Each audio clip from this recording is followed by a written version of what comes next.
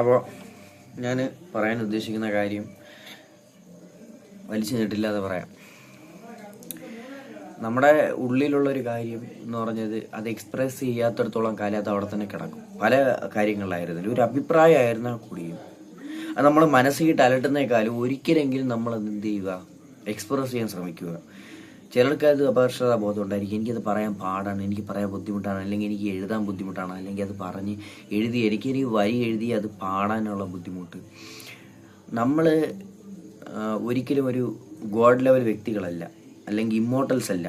ഒരുപാട് കാലഘട്ടം അല്ലെങ്കിൽ 900 വർഷം 1000 വർഷം ജീവിച്ചിരിക്കാൻ പോകുന്ന ഒരു വ്യക്തികളല്ല. അങ്ങനെ അല്ലാത്തിടത്തോളം കാലം നമ്മുടെ ആഗ്രഹങ്ങൾ, നമ്മുടെ സന്തോഷങ്ങൾ എന്ന് പറഞ്ഞ കാര്യത്തിന് ലൈഫിൽ കുറച്ച് ഇമ്പോർട്ടൻസ് കൊടുക്കുക. ഒരുപാട് ഓടി ക്ഷീണിക്കുമ്പോൾ നമുക്ക് എന്ത് ചെയ്യാൻ പറ്റത്തില്ല, ആസ്വദിക്കാൻ പറ്റത്തില്ല ലൈഫ്. അതിന് മുമ്പേ ആയിട്ട് നിങ്ങൾ എന്ത് ചെയ്യുക, നിങ്ങളുടെ ലൈഫിൽ അല്ലെങ്കിൽ വീട്ടിലും ഉണ്ടാകുന്ന ഒരു സന്തോഷം. ഇപ്പം പൊട്ടിത്തെറിയും വഴക്കും അടിയും എല്ലാ വീട്ടിലും ഉള്ള കാര്യം തന്നെയാണ്. പക്ഷേ സ്വയമേ നമ്മൾ എന്ത് ചെയ്യുക, അത് മറന്ന് അത് പരിഹരിച്ച് അല്ലെങ്കിൽ അതിനൊരു സൊല്യൂഷൻ കണ്ടെത്തി അല്ലെങ്കിൽ നമ്മളൊരു മെഷീൻ കണക്ക് വർക്ക് ചെയ്ത് ജോലി ചെയ്ത് നമ്മുടെ സന്തോഷങ്ങളൊക്കെ മാറ്റി നിർത്തി അല്ലെങ്കിൽ അവരുടെ സന്തോഷമാണോ അല്ല, അങ്ങനെയല്ല. നമുക്ക് നമ്മുടേതായിട്ടുള്ള സന്തോഷങ്ങളുടെ ഒരു കാര്യങ്ങൾ അതിന് ഇമ്പോർട്ടൻസ് കൊടുത്താൽ മാത്രമേ മനസ്സമാധാനം എന്ന് പറയുന്ന സാധനം സ്വന്തമായിട്ട് ഉണ്ടാക്കിയെടുക്കാൻ പറ്റൂ. മറ്റുള്ളവർക്ക് ഉണ്ടാക്കി കൊടുക്കുന്നതല്ല, നമുക്കും ഉണ്ടാക്കിയെടുക്കാൻ പറ്റും മനസ്സമാധാനം, നമ്മുടെ സന്തോഷം. അത് കൂടെ ചെയ്യാതിരുന്നു കഴിഞ്ഞാൽ നമുക്ക് എന്ത് ചെയ്യുന്നു, നമുക്ക് ഈ തലച്ചോറ് ആങ്ങിതായി പോകും, ബ്രെയിൻ ഡെത്താണ്. കാര്യം ജീവിച്ചിരിക്കുകയൊക്കെ തന്നെ മരിച്ചു കിടക്കുന്ന ഒരു വ്യക്തിയായിട്ട് നടക്കേണ്ടി വരും. അപ്പം നമ്മളൊരു കാര്യം മനസ്സിലാക്കേണ്ടത് എന്താണ്, ലൈഫ് എന്ന് പറഞ്ഞത് ഒരു പ്രാവശ്യം നമ്മുടെ പുനർജന്മം ഉണ്ടെന്നോ അല്ലെങ്കിൽ നമ്മൾ പട്ടിയായിട്ട് ജനിക്കുമെന്നോ പൂച്ചയായിട്ട് ജനിക്കുമെന്നോ പറവയായിട്ട് ജനിക്കുമെന്നോ ഇതൊക്കെ നമുക്ക് അറിഞ്ഞുകൂടാത്ത കാര്യങ്ങളാണ്. ഒരിക്കൽ മരിച്ചാൽ നമുക്ക് എന്ത് സംഭവിക്കുമെന്ന് പോലും നമ്മൾ മരിച്ചാലേ അറിയാവൂ.